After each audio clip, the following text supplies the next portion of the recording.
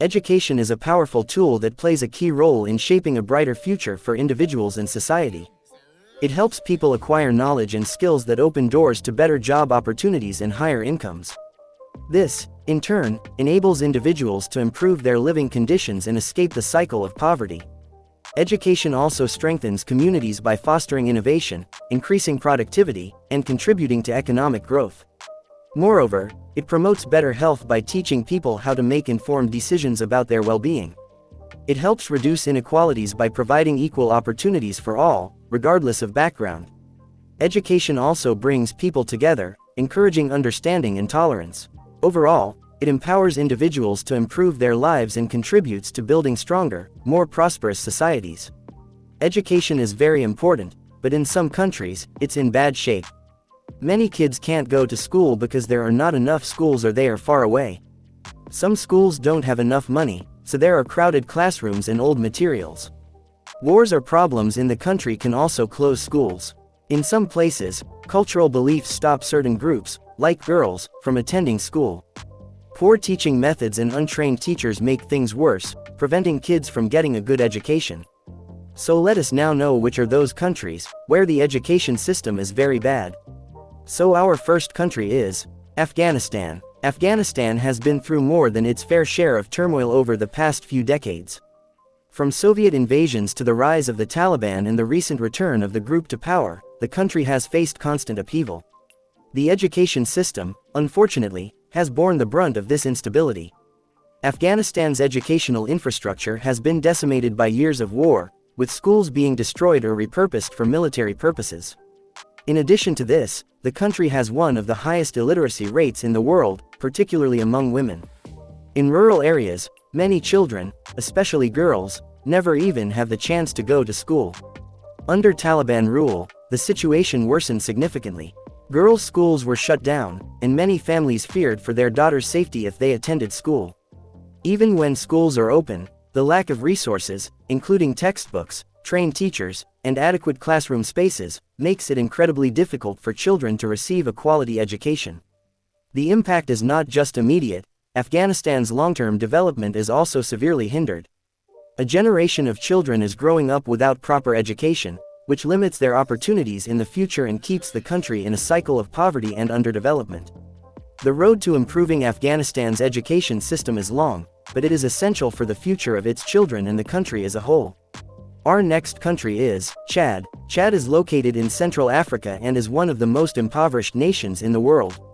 This severe poverty plays a significant role in the country's educational challenges. While Chad is famous for its cultural richness and stunning landscapes, these strengths are not reflected in its education system. Less than 50% of the children in Chad are enrolled in school, with many of them being excluded from formal education altogether due to the lack of schools in rural areas and the high costs associated with sending children to school. In many places, classrooms are overcrowded, and resources are extremely limited. Schools often lack essential tools like textbooks, chairs, and blackboards. Teachers are poorly paid and often have limited training, which further diminishes the quality of education. Many families cannot afford the additional costs of uniforms, transportation, and school fees, so children are forced to stay at home, helping with family chores or working to support the household. Furthermore, the government's focus on education has been minimal due to the country's economic challenges, leaving international aid organizations and NGOs to step in. While some progress has been made, it's clear that Chad's education system needs more investment from both the government and the international community if the next generation is to break free from poverty. So our next country is Haiti. A Caribbean country with a rich cultural history, is known for its vibrant art, music, and revolutionary past. However, despite its cultural significance, Haiti is one of the poorest countries in the Western Hemisphere, and its education system reflects this reality. The country has faced significant natural disasters, most notably the 2010 earthquake, which devastated the already fragile infrastructure, including schools. The government's expenditure on education is minimal, and many families are left with no choice but to send their children to expensive private schools, which often have substandard facilities and untrained teachers. Public schools are in short supply, particularly in rural areas, and the few that exist are often overcrowded, with classes that include up to 100 students in a single room. The lack of proper resources, like textbooks, desks, and even access to clean water, makes learning incredibly difficult. Haiti's situation is exacerbated by political instability and economic challenges. Teachers, when they are available, are poorly paid and often lack the qualifications necessary to teach effectively. These issues combine to create a perfect storm, where an entire generation of children is denied access to quality education.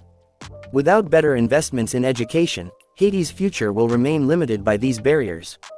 So let's move on to our next country, which is Yemen. A country that was once known for its ancient history and cultural landmarks, is now a country in crisis. Ongoing civil war has left Yemen's education system in tatters. Schools have been destroyed, repurposed for military use, or simply abandoned as the fighting has displaced millions. The ongoing conflict has made it extremely difficult for children to attend school, and even those who can manage to go to class often find themselves in overcrowded, poorly equipped schools. The war has also had a devastating impact on Yemen's teachers. Many have not been paid for months, while others have fled the country to escape the violence. The shortage of trained educators means that the quality of education has dramatically decreased, and the dropout rates are soaring. Girls, in particular, are facing immense obstacles to education.